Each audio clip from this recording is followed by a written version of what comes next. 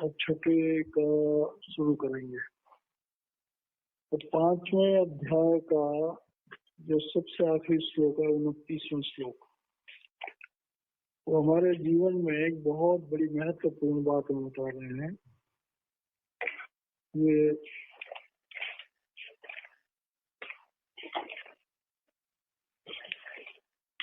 भगवान ने अर्जुन ने भगवान से पूछा था संन्यास योग और कर्म योग के बारे में कि भाई इन दोनों का क्या भेद है और इनमें से कौन सा ज्यादा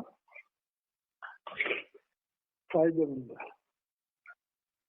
तो भगवान ने संन्यास और कर्म योग के बारे में बहुत गहराई से पूरे अध्याय में बताया था। अब ये आखिरी श्लोक है, ये बहुत हमारे जीवन में हमें सब काम कैसे करने चाहिए, ये हमें बहुत अच्छी शिक्षा इससे मिल रही है। भोक्तारं यज्ञ तपसा सर्वलोक महेश्वरम सुहृदं सर्वभूतानां ज्ञात्वा मां शांतिं मृच्छति। गीता में हर श्लोक के 4 पार्ट होते हैं और करीब करीब उसके 4 अलग अलग सब्जेक्ट होते हैं। तो इस श्लोक की जो पहली लाइन उसमें क्या कह रहे हैं कि भोक्तारं यज्ञ तपसा, हम लोग जितने भी पूजा पाठ करते हैं, चाहे हम यज्ञ करते हैं, चाहे हम तप करते हैं, चाहे हम व्रत करते हैं, चाहे हम सब आश्रम में भी या कहीं पर भी भोग लगाते हैं, भंडारा करते हैं, वहां भी भोग लगाते हैं,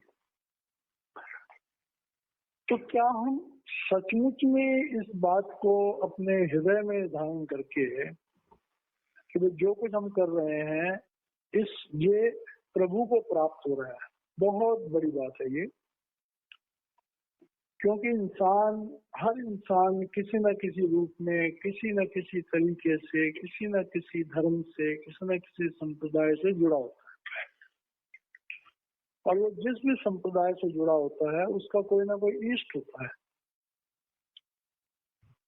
अब इष्ट ज्यादातर तो निराकारी है, क्योंकि जो मनुष्य थे वो भी अब नहीं है। जैसे कबीर साहब है, तो कबीर साहब को चाहने वालों के लिए कबीर साहब आज की डेट में निराकार है, आज की डेट में साकार नहीं है।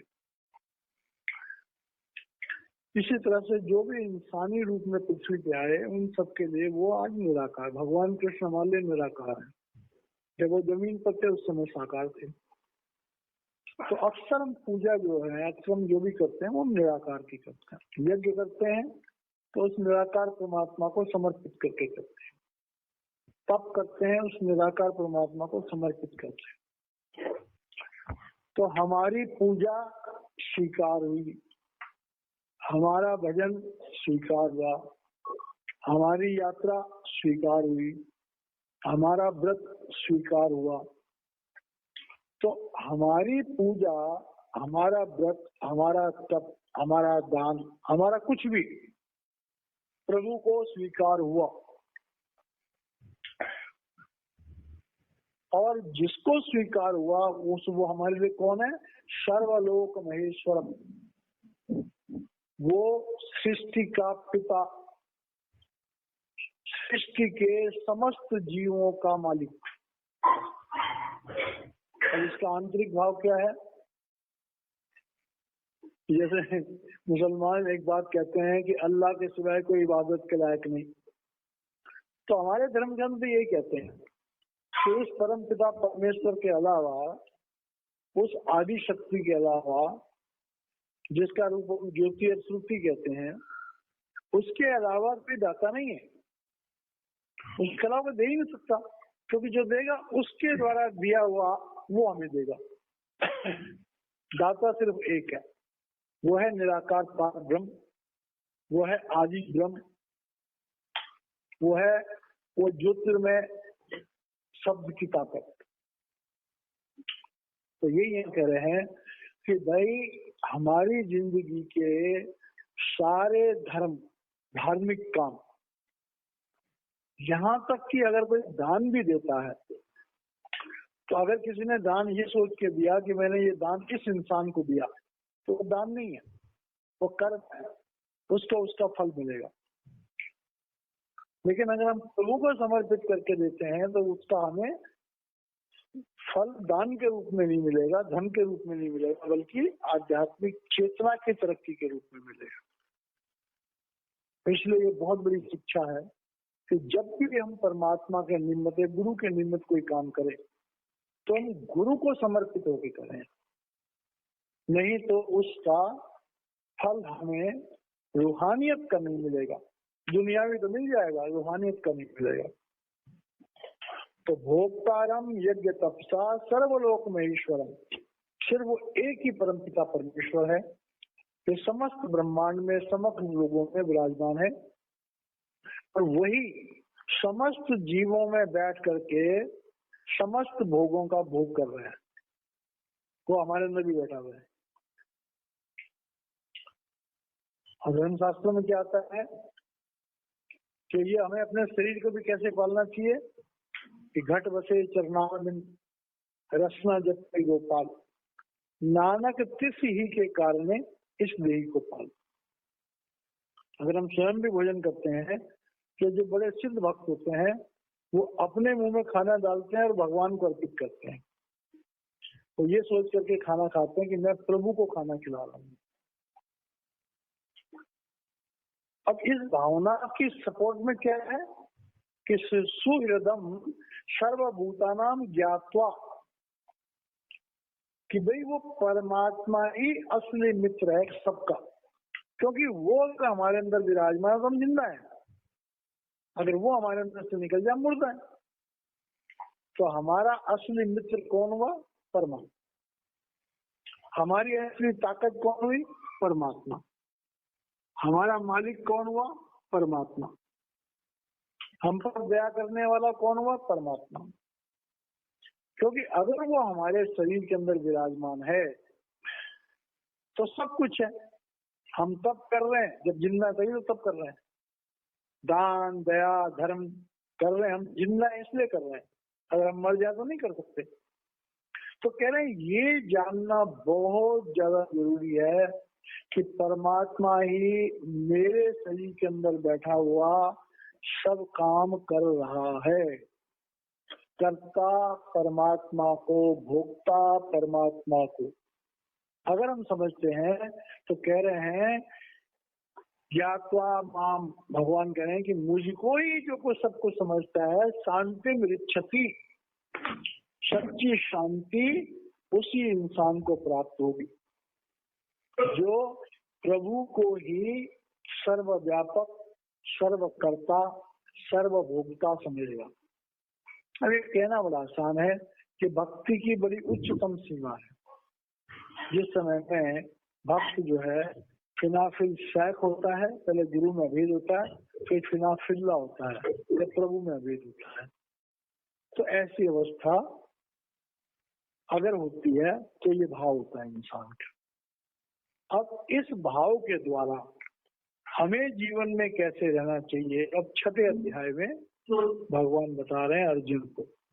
क्या अर्जुन, जो इंसान प्रभु को समर्पित हो जाता है तब उस इंसान की गति को समझो। तो अब 6वां अध्याय 6वां अध्याय श्री भगवान वाचा।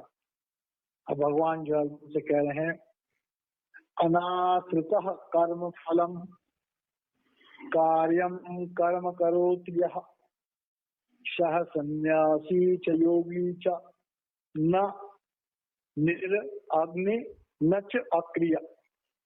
अब कह रहे हैं कि जब किसी इंसान का ऐसा भाव होगा जो ऊपर बताया गया है तो अनाश्रितः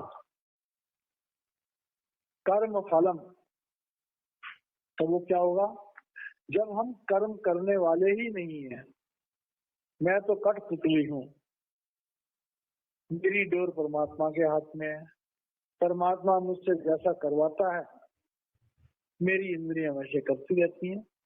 इतना समर्पण जिस इंसान का होता है तो अनाश्रिता, अनाश्रिता का मतलब होता है कि जो आश्रित नहीं होता, जो आसक्त नहीं होता, जिसके दिल में कोई चाह नहीं होती।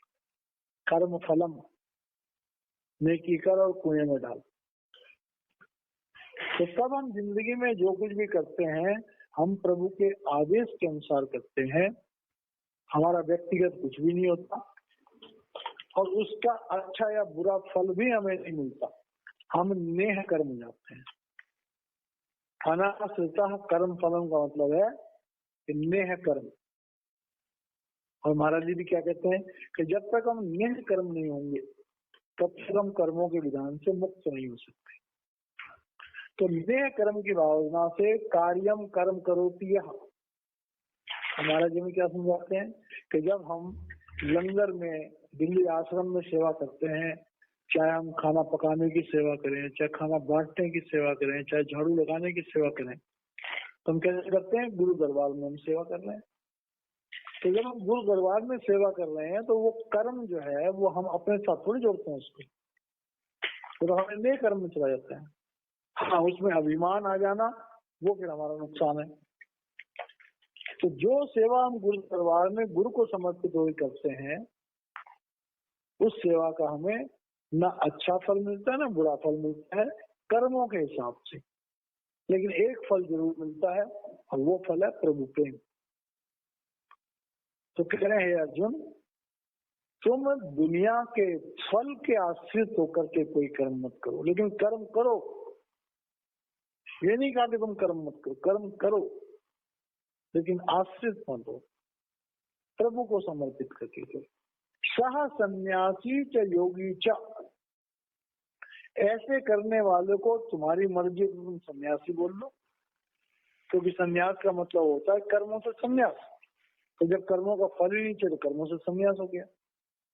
और योगी कहो कि जो अपने कर्मों को निभाता है उसे कर्म योगी कहते हैं। तो कहते हैं कर्म योगी और सन्यासी में कोई फर्क नहीं है। अब इसका आंतरिक मतलब क्या है? एक इंसान ने घर बार छोड़ करके गिरवे वस्त्र पहन करके जंगल में बैठ गया, उसे दुनिया की कोई चाह नहीं, परमात्मा चाहिए। कह रहे हैं उसका भी उतना ही महत्व है जितना कोई आदमी गृहस्थ में रहता है और प्रभु को समर्पित होकर सारे कार्य करता है और किसी चीज में कोई आसक्ति नहीं रखता। तो कह रहे हैं उसकी भी अवस्था उस जंगल में बैठे हुए तपस्वी के बराबर ही है।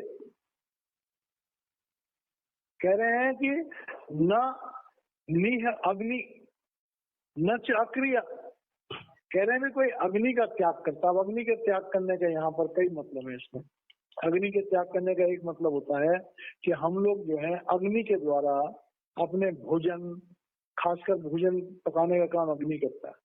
तो कोई इंसान कहे कि नहीं जी मैं तो किसी भोजन को, पके हुए भोजन को नहीं खाऊंगा, मैं तो खाली वृक्षों से जो फल आते हैं, और कई योगी तो ऐसे होते हैं वो वृक्षों से फल भी नहीं तोड़ते, तो वृक्षों से जो फल गिर जाते हैं नीचे उनको खाते हैं।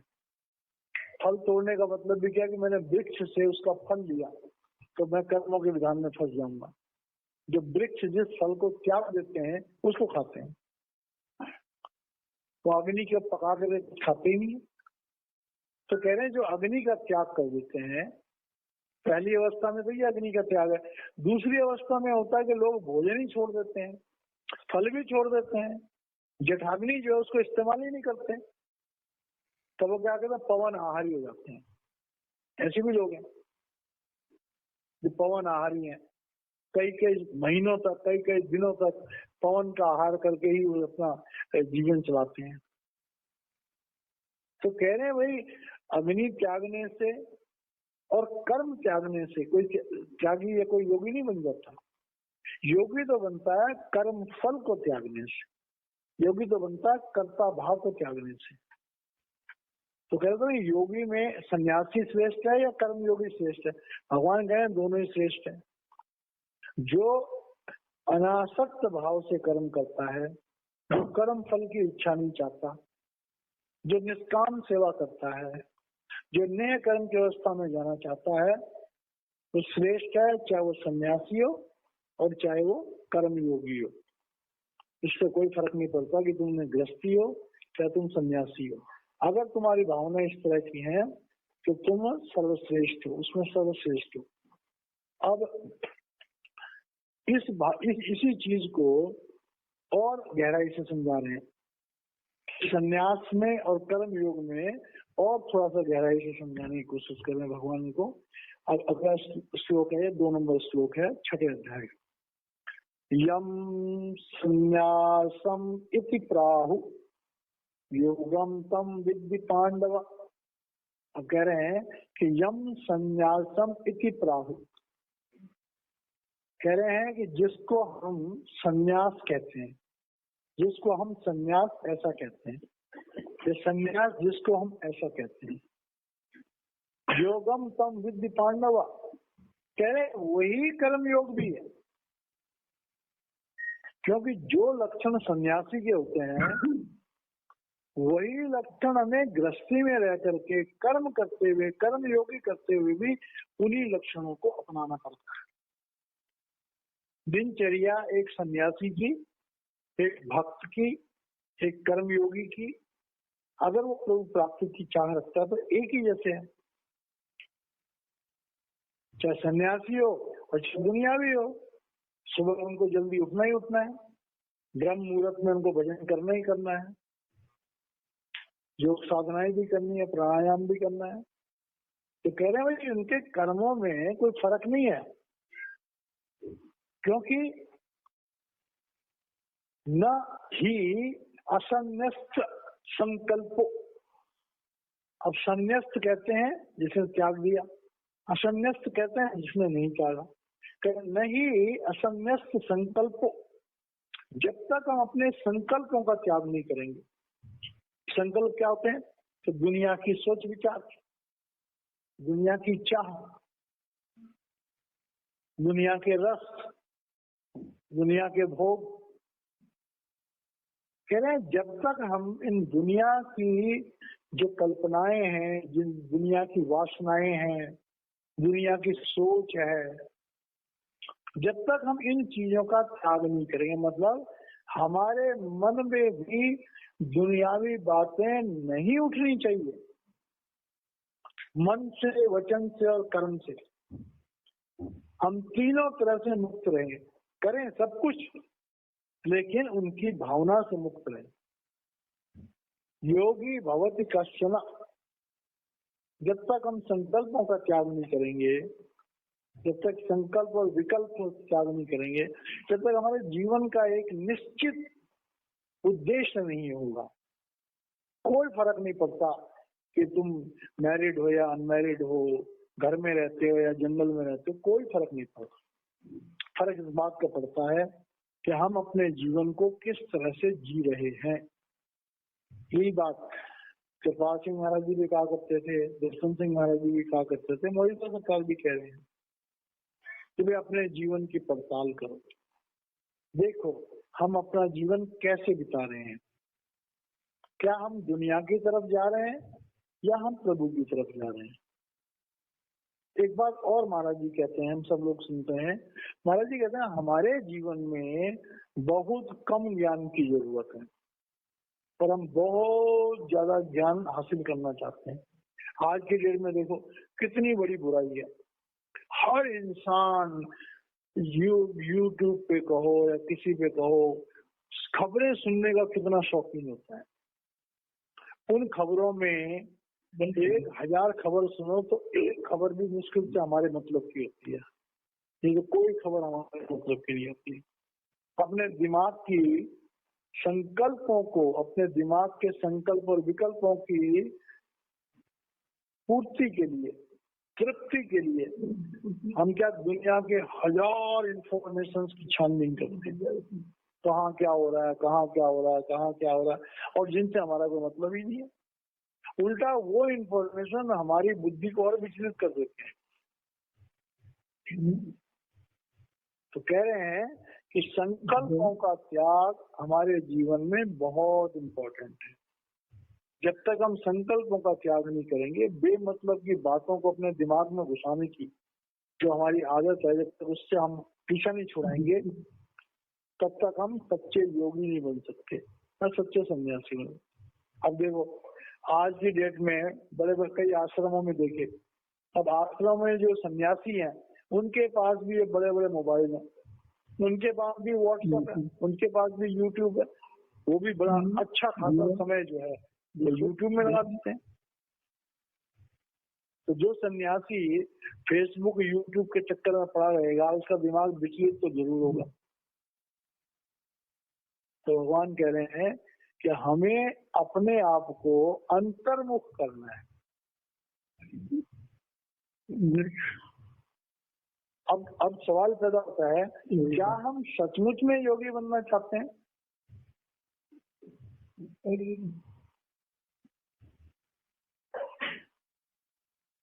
क्या हम सचमुच में योगी बनना चाहते हैं? ये हम अपने आप से पूछें। तो अभी इस श्लोक में कह रहे हैं कि भाई हम अपने पड़ताल करें, क्या हम सचमुच में योगी बनना चाहते हैं? क्या हम सचमुच में परमात्मा को प्राप्त करना चाहते हैं? क्या सचमुच में हम अंदर की दुनिया में जाना चाहते हैं? तो उसका जवाब है इसमें अगले श्लोक में, तीसरे नंबर श्लोक में बोल रहा है बीच में, आरुरुक्षोर्मुनिर्योगं कर्म कारणम उच्यते योगारूढ़स्य तस्यैव शमः कारणम उच्यते। अब कह रहे हैं कि आरुरुक्ष, अब आरुरुक्ष का मतलब होता है मुनिर योगम। योग साधना की तरफ जब हम चलते हैं तो हर इंसान कभी न कभी नया नया होता है, या यूं कहो कि योग की शुरुआत, जब हम योग की शुरुआत करते हैं, जब हम योग की शुरुआत करते हैं तो हमें समझना पड़ेगा कि योग की शुरुआत करते समय हमें क्या करना पड़ेगा, किस चीज का ध्यान देना पड़ेगा। तो कह रहे हैं आरुरुक्षो मुनिर योगम, जो योग मार्ग पर आगे बढ़ना चाहते हैं उनका पहला काम क्या? कर्म कारणम उच्यते, उन्हें अपने कर्मों को, अपने कर्मों की पड़ताल करनी पड़ेगी, उन्हें फूंक फूंक कर कदम रखने पड़ेंगे, सोच सोच कर बोलना पड़ेगा, मन में जो विचार आते हैं उन पर भी काबू करना पड़ेगा। कर्म जो कर रहे हैं उनके कारणों को पहले ध्यान में रखना पड़ेगा कि मैं जो कर्म कर रहा हूं ये कर्म मुझे कहाँ ले जाएंगे। कह रहे हैं जब तक हम अपने कर्मों के ऊपर निगाह नहीं डालेंगे, अपनी दिनचर्या पे निगाह नहीं डालेंगे, सारा दिन एक एक पल अपना निरीक्षण नहीं करेंगे, तब तक हम योग मार्ग में ज्यादा अच्छी तरह से आगे नहीं बढ़ सकते।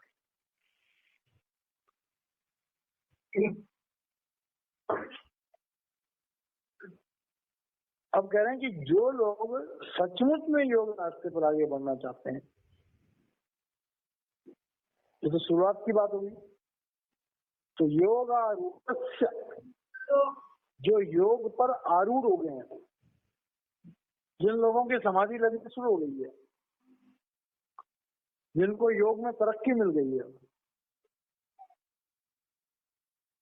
तो उन लोगों के अंदर क्या भाव होना चाहिए? उन लोगों के अंदर तस्यैव समः कारणम उच्यते, उनके अंदर समभाव होना चाहिए, उनके अंदर समभाव होना चाहिए। और समभाव कब होता है?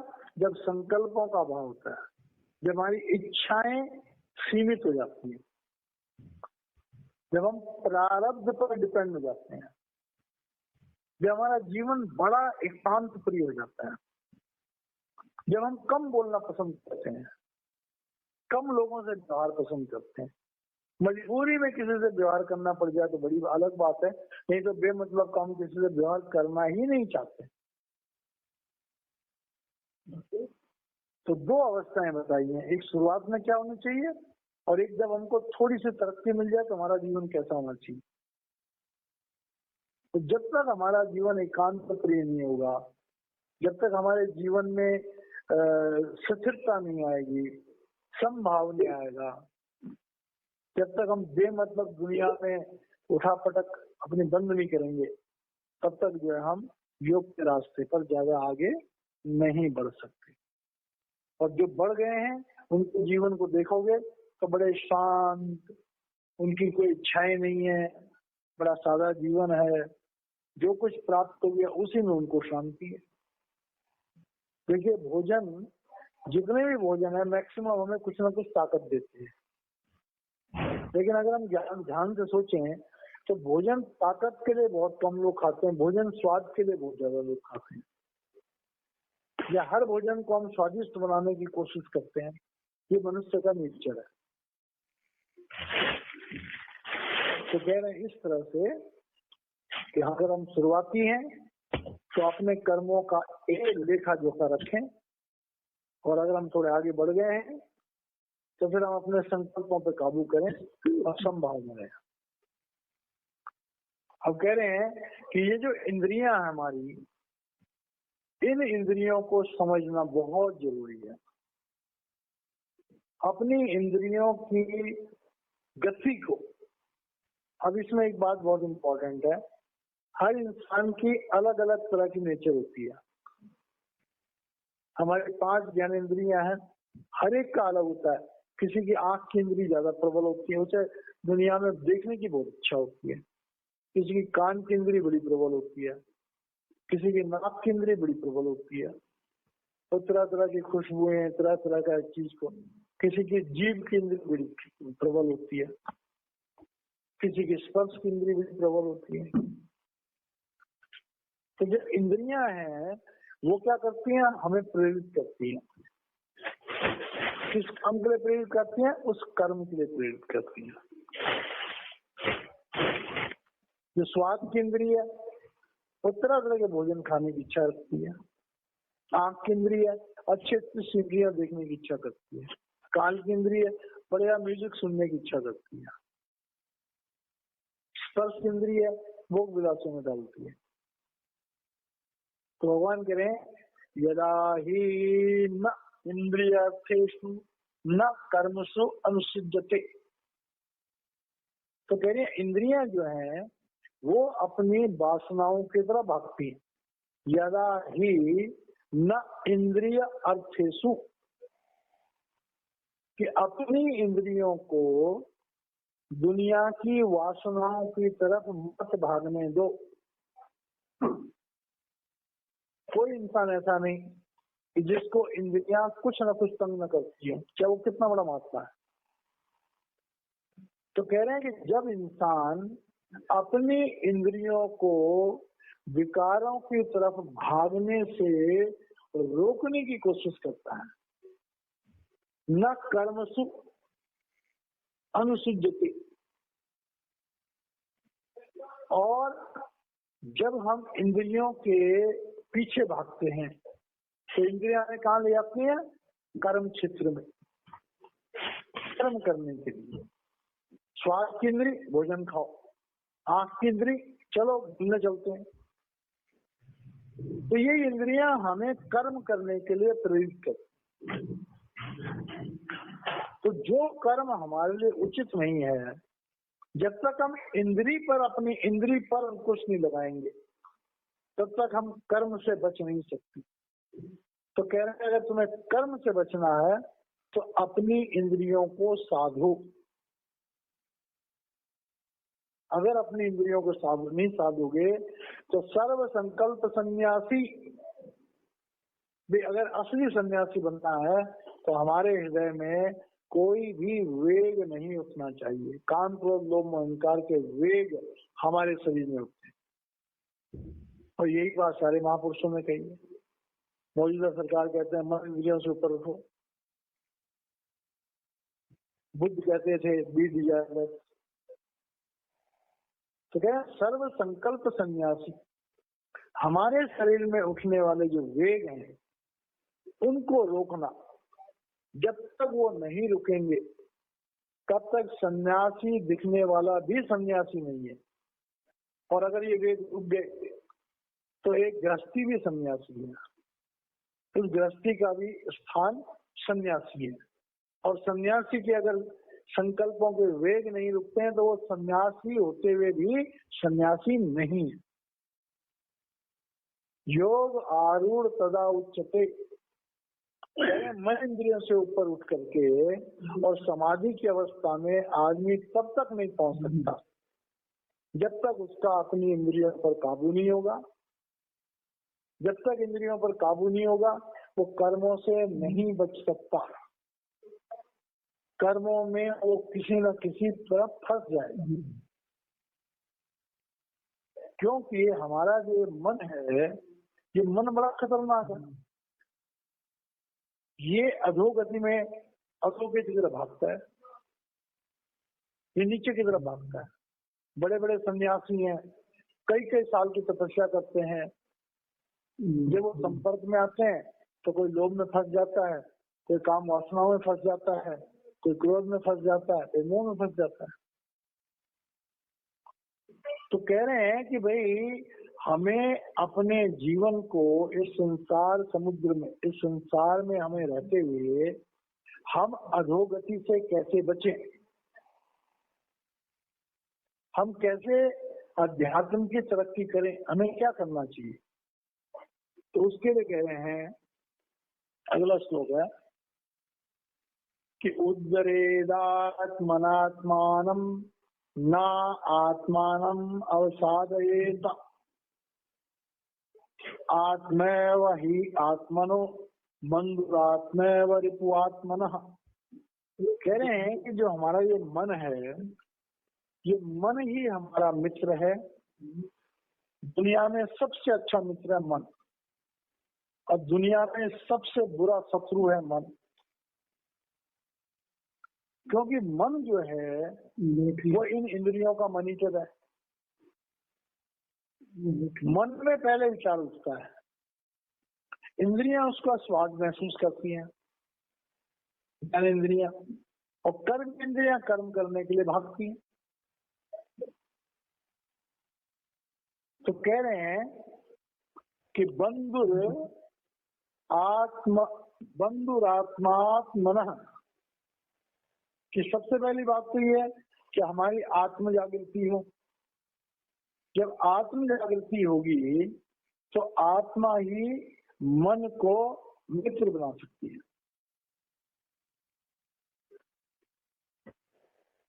बंधुरात्मात्मनस्य, जिस आत्मा की, जिस मनुष्य की थोड़ी बहुत आत्मिक जागृति हो जाती है, तब वो मन को मित्र बना सकता है। गुरबाणी में आता है कि सुन मन मित्र प्यारिया मिल बेला है। सुन मन मित्र प्यारिया, ए प्यारे मित्र, प्रभु मिलन का ये समय है। तो कह रहे हैं कि भाई अपनी आत्म जागृति के लिए जितने भी हमारे जीवन में उसके नियम हैं उन पर चलने की कोशिश करनी चाहिए, जिससे हमारी थोड़ी बहुत आत्म जागृति हो जाए और तब वो मन को मित्र बना सके। कह रहे हैं कि एन आत्मैवात्मना जितः, कह रहे हैं कि जब जीव को अपनी आत्मा का ज्ञान होता है तब वो मन पर अंकुश लगाता है, और जब मन पर अंकुश लगता है तब इंद्रियों पर अंकुश लगता है। जब इंद्रियों पर अंकुश लगता है तब विषय विकारों पर अंकुश लगता है। तो कह रहे हैं कि मन को डायरेक्टली हम मित्र नहीं बना सकते। मन को हम आत्मा की शक्ति से, अब ये बात बड़ी गहराई से समझने वाली है। आत्मा की शक्ति कहाँ मिलती है? सत्संगों में। आत्मा की शक्ति कहाँ मिलती है? मेडिटेशन में। थोड़ी बहुत आत्मा की शक्ति कहाँ मिलती है? सुबह के टाइम में प्राणायाम करने से। प्राणायाम करने से भी हमारी आत्म जागृति कुछ न कुछ जरूर होती है, इसलिए प्राणायाम को अध्यात्म का हिस्सा बताया गया। तो कह रहे हैं अन्यथा क्या होगा? अनात्मन तु शत्रुत्व, जिसने अपनी आत्मा को थोड़ा बहुत नहीं समझा तो उसके लिए तो मन जो है वो शत्रु ही है। अनात्मनस्तु शत्रुत्वे वर्तेत आत्मा व शत्रुवत, जिसने अपने आत्म शक्ति को थोड़ा बहुत भी नहीं पहचाना, वो अपने मन पर कभी काबू नहीं कर सकता। और जब मन पर काबू नहीं करेगा तो मन उसको बड़ी शत्रुता से पेश आता है। मतलब कि मन तो भागेगा विषय विकारों की तरफ, मन तो भागेगा भोग विलासों की तरफ। अगर आत्मा में दम नहीं है तो मन उसको घसीटता हुआ ले जाएगा।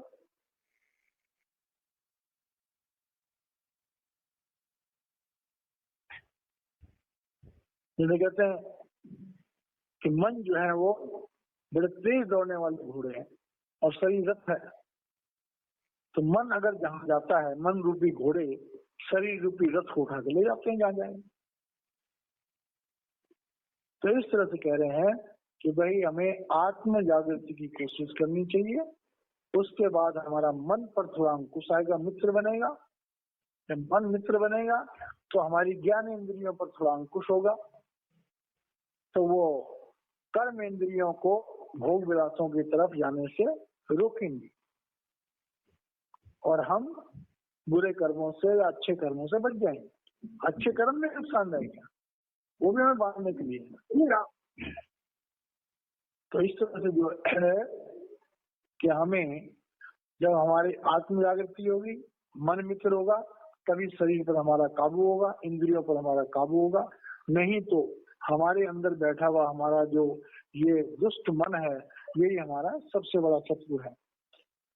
अब कह रहे हैं जितात्मनः शान्तस्य परमात्मा समाहितः शीतोष्ण सुख दुखेषु तथा मान अपमानयो।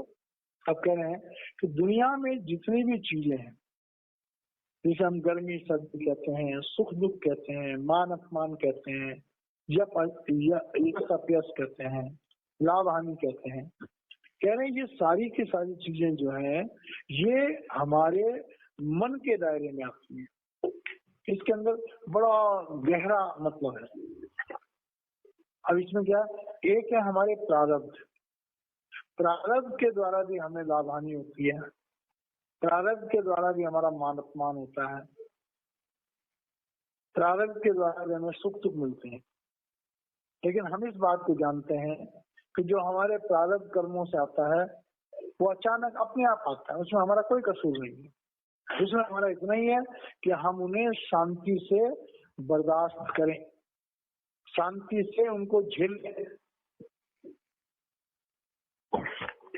लेकिन ये कौन कर पाएगा? जितात्मनः, जिसने अपने मन को जीत लिया होगा। प्रशांतस्य, वही इंसान जो है पूर्ण रूप से शांत होगा। परमात्मा समाहिता, उसका भगवान में दृढ़ विश्वास होगा। दुनिया के ऊंच नीच में, दुनिया के दुख सुख में, दुनिया के मान अपमान में, दुनिया की लाभ हानि में वही इंसान शांत रहेगा जिसकी आत्म जागृति होगी। जब परमात्मा के विश्वास में डूबा होगा, सर्वधर्मान परित्यज्य मामेकम शरणं व्रज, जिसकी जिंदगी का सहारा सिर्फ परमात्मा होगा या एक प्रभु रूप गुरु, जिसे हम प्रभु का रूप समझते हो दिल से, जिस पर विश्वास रखते हैं, उनकी मेहरबानी से हमारे जीवन में शांति आ सकती है, संतोष आ सकता है, हमारा मन शांत हो सकता है और उस प्रभु की कृपा से हमें अच्छी संगत भी मिलती है। सत्संग जो मिलता है हमें वो प्रभु की कृपा से मिलता है। भाग्योदयेन बहुजनम समर्जितेन सत्संगम च लभते पुरुषः। अगर हमें अच्छी संगत मिलती है वो भी प्रभु कृपा से है। और प्रभु कृपा कब होती है? जब हम अपने ऊपर करते। God helps those who help themselves. जब तक हम स्वयं को सुधारने की कोशिश नहीं करेंगे परमात्मा भी कुछ नहीं कर सकता। तो एक अच्छा संगत, एक अच्छा साथ, एक अच्छा वातावरण, ये भी प्रभु कृपा से मिलता है। ये भी हमारे आत्मा को जागृत करने के लिए, मन को शांत करने के लिए अच्छा साधन है। तो हमें अपने जीवन में इन सब चीजों का ध्यान रखना चाहिए और कोशिश करनी चाहिए कि अच्छे वातावरण में रहें, हमारी अच्छी सोच हो। अगर हमारी अच्छी सोच होगी तो हमारे अच्छे विचार होंगे, हमारे अच्छे कर्म होंगे, हमारा जीवन शांत होगा, हम प्रभु के रास्ते पर अच्छी तरह चल पाएंगे और हम जीवन में हर घड़ी, हर मुश्किल में, हर हालात में अपने पर काबू